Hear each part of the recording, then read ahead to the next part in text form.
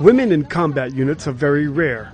In fact, the Israeli army says this special battalion deployed along the Egyptian border is the only mixed unit in the world where men and women fight together. If I can fight, if I can do it, why not?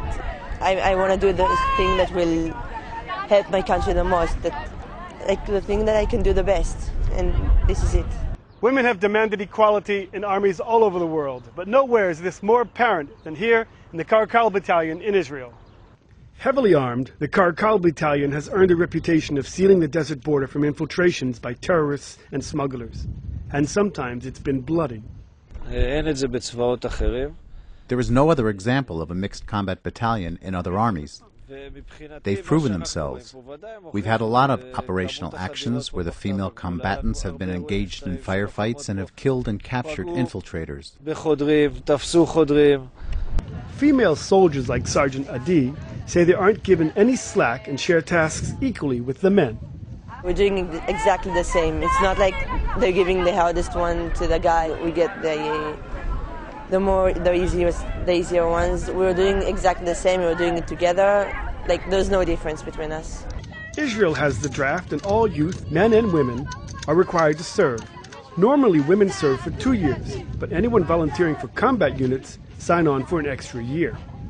It makes me feel really good about myself. I'm defending my country. I'm doing something for everybody else and not just for me. And I feel like I'm doing something really meaningful.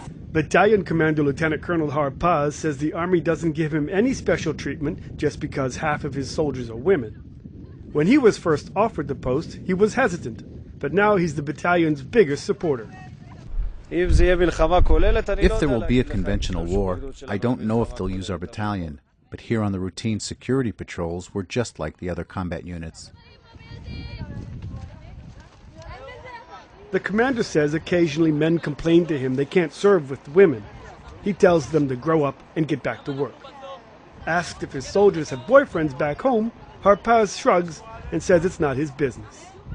They get by, just like guys. I'm not dealing with that, I tell you. Don't worry about them. On the Israeli-Egyptian border, this is Aryeh O'Sullivan reporting for the Media Line.